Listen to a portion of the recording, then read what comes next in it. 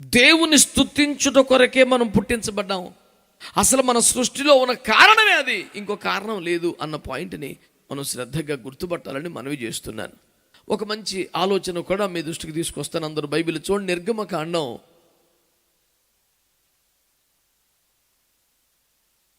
5వ అధ్యాయం 1వ వాక్యం చదవండి. తరువాత మోషే అహరోనులు వచ్చి ఫరోను చూచి, ఇశ్రాయేలు దేవుడైన యెహోవా అరణ్యంలో నాకు ఉత్సవము చేయుటకు నా జనమును పోనిమని ఆజ్ఞాపించుచున్నాడనిరి. ఫరో దగ్గరికి వెళ్ళి మోషే అహరోనులు ఏమన్నారు?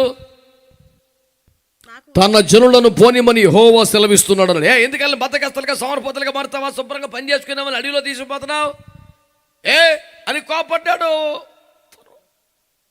మోషే అంటాడు, 3 దినముల ప్రయాణమంతా అడవిలోకి వెళ్ళి అక్కడ దేవునికి ఒక ఉత్సవం చేయాలి, ఒక పండగ చేయాలి మేము అన్నాడు. ఏం ఉత్సవం చేస్తారు, ఏం పండగ చేస్తారు అని వాళ్ళు అడుగుతున్నారు. అదేదో ఇక్కడ కుదరదు, ఐగుప్తులో కుదరదు, ఐగుప్తును వదిలిపెట్టాలి, ఐగుప్తుకు దూరం వెళ్ళిపోవాలి, ఐగుప్తు మాకున్న కనెక్షన్లని కట్ అయిపోవాలి, అక్కడ చేయాలి పండగ. ఏం చేస్తారు? ఒక ఉత్సవం చేయాలని మేము దేవునికి అన్నారు. ఇదే విషయాన్ని 3వ అధ్యాయం 18లో కూడా చెప్తాడు. చూడండి ఒకసారి, నిర్గమ 3:18. వారు నీ మాట విందురు కనుక నీవును ఇశ్రాయేలు పెద్దలను ఐగుప్తు రాజు వద్దకు వెళ్ళి అతని చూచి, హెబ్రీల దేవుడైన యెహోవా మాకు ప్రత్యక్షమాయను కనుక మేము అరణ్యమునకు 3 దినముల ప్రయాణం అంత దూరము పోయి మా దేవుడైన యెహోవాకు బలిని సమర్పించుదుము సెలవిమ్మని. 3 దినముల ప్రయాణం అంత దూరం అరణ్యములోనికి పోయి ఒక ఉత్సవం చేయాలి మేము అని ఇందాక అన్నాడే 5:1. అదే మాట మళ్ళీ ఇక్కడ మాట్లాడుతూ కావాలనే ఇంటెన్షనల్గా ఉత్సవం అనే చోట బలిని అర్పించాలి అని రాశాడు. ప్రభుకు స్తోత్రం చెప్తారా?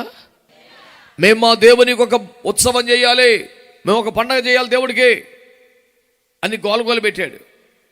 మేము మా దేవునికి ఒక పండగ చేయాలి అన్న చోటే ఆ పండుగ, ఆ ఉత్సవం అనే ప్లేస్లో మేము దేవునికి ఒక బలి అర్పించాలి అన్నాడు.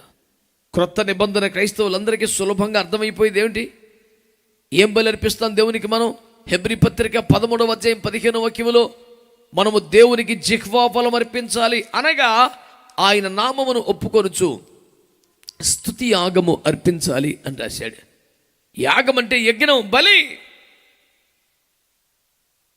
నూతన నిబంధన కాలంలో క్రైస్తవుడు దేవునికి అర్పించాల్సిన బలి ఏంటయ్యా అంటే స్తుతులు, స్తోత్రాలు అని దేవుని వాక్యంలో